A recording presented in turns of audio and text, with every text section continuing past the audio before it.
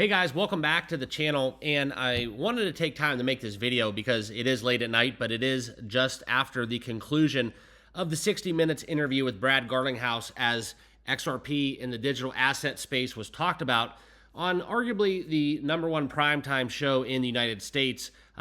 Maybe not for certain generations, but for the audience that we're trying to attract into the digital currency sector, I think in terms of investing, kind of why we're opening up the door for institutions to offer ETFs to their clients. This is kind of a good thing, all right? As we strive for mass adoption and where the crypto landscape's headed for, I kind of wanted to take time to go over it, all right? And I'm not going to be able to show you the entire interview, okay? Because in its entirety, got to be honest, it's about 13 minutes where Brad Garlinghouse spoke in full. I'd love to show it to you guys, but I'm going to share with you guys where to find it so you can just watch the excerpt where Brad Garlinghouse goes live. And then I'm going to tell you guys my thoughts because I digested it. I thought about it. I was intrigued that they had him on the platform. Politics aside, it was one that I think was an eye-opener. I think that it's going to be well received, okay? But I want to get down into the bullet points, and as always, we're going to take a look at the XRP chart, and I'll let you guys know exactly what the reaction was as we have concluded that interview. I think that, quite frankly, the XRP army was waiting on more so than maybe just the general public. I think it kind of blindsided the majority of people that did not know what was going on, okay? So let's get down into it. As always, guys, remember, not financial advice, and if you do like XRP, make sure you guys all subscribe down below. It's totally free to do so. Also, be sure to smash that like button. That's the best way you can let YouTube know that you do like XRP as well. And basically what I'm talking about.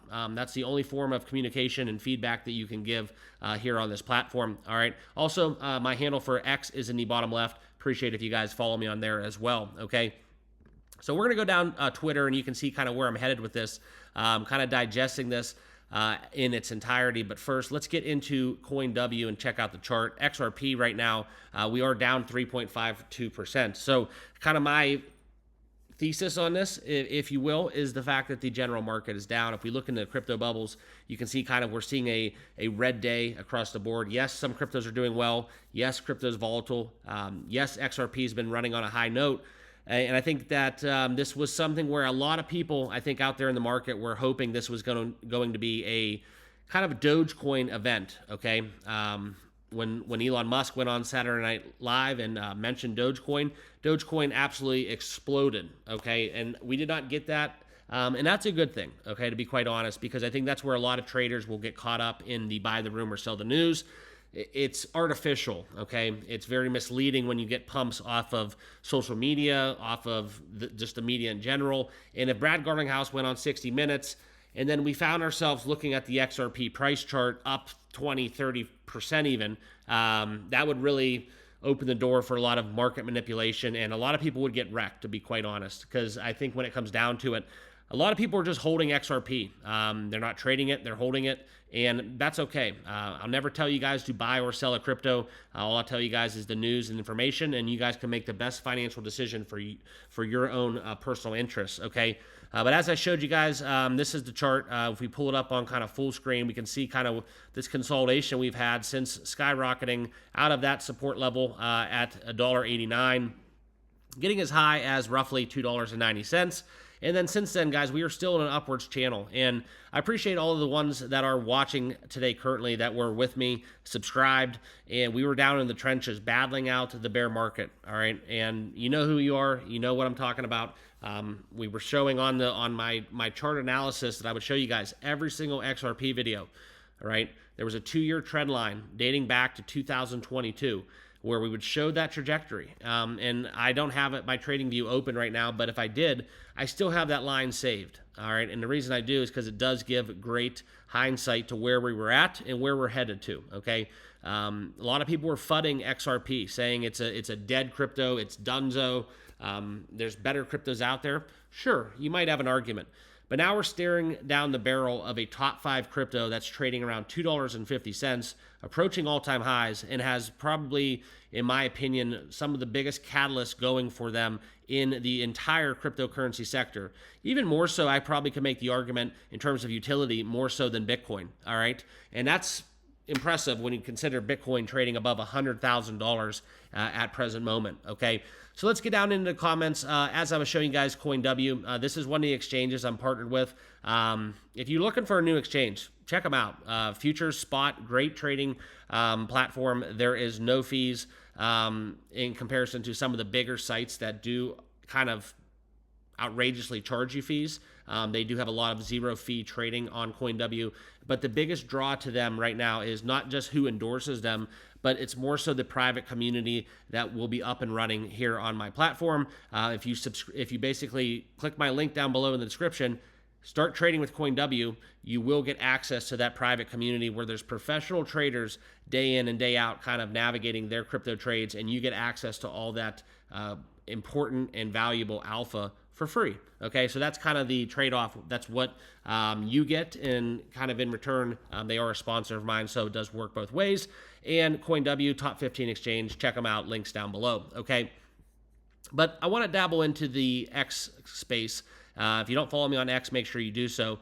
Okay, and you can see this full video. Just type it, Brad Garlinghouse, 60 minutes highlights. Okay, and I was looking for more of a condensed version to go into this. Okay, but you can kind of see some of the commentary and the most popular kind of, I guess you would say, the most popular posts, and you can see kind of some of the jokes and memes about this. Okay, Marge Brennan had the opportunity of a lifetime to interview Brad Garlinghouse.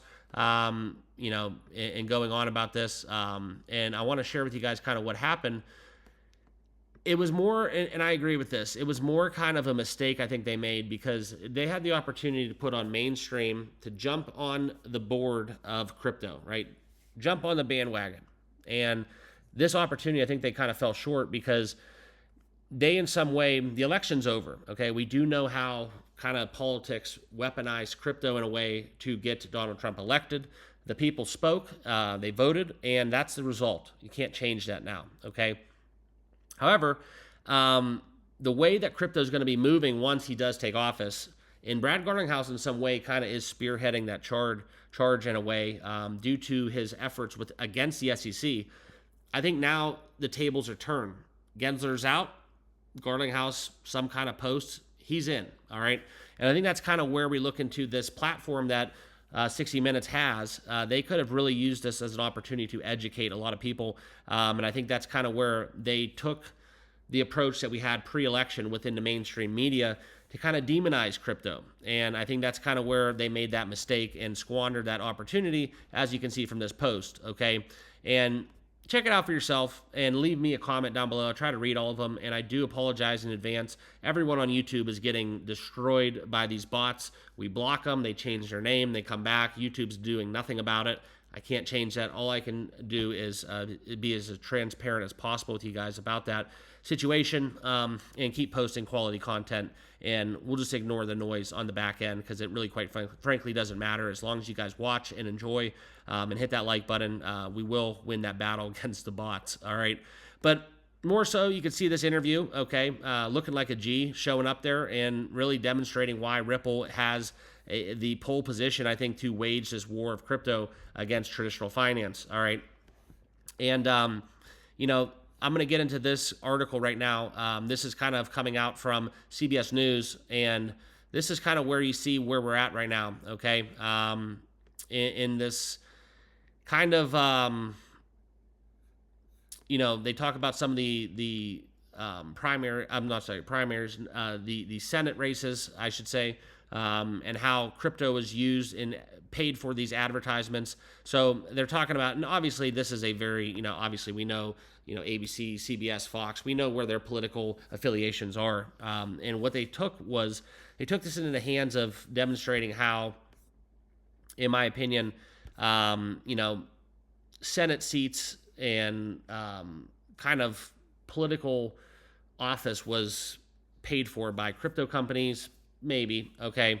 But more so in this article, this is kind of what I came here to talk about. How Brad Garlinghouse, for example, putting that amount of money in the Ohio election had an impact. He said, absolutely, okay? They contributed $144 million to super PACs that supported pro-crypto Republicans and Democrats, okay? This isn't just a Trump parade right here. I'm telling you guys the facts. Ripple, one of their their heads of the whole company, one of their chairs, if you will. I think it's I don't want to misspeak on his exact position, but nonetheless, what I'm trying to say is that person, I think, single-handedly in San Francisco donated like $150 million or something like that to the Kamala Harris campaign. So it was both-sided, okay? And that's where he said in Michigan, Arizona, Garlinghouse says, do I think I had an impact to elect? Yes. That's kind of where you look at it. The super PACs between 29 Republicans and 33 Democrats, 85% won if crypto companies contributed 1/3 of their direct corporate contributions to those super PACs, okay? It's incredible. So they talk more about the election in this whole 60 Minutes interview, and that's kind of what they wanted to talk about. And I think that the message should have been taken more so to educate and to share with the world on this platform what Ripple actually can bring to the table. They talked a little bit about Donald Trump talking about his changing of his stance against Bitcoin from 2021.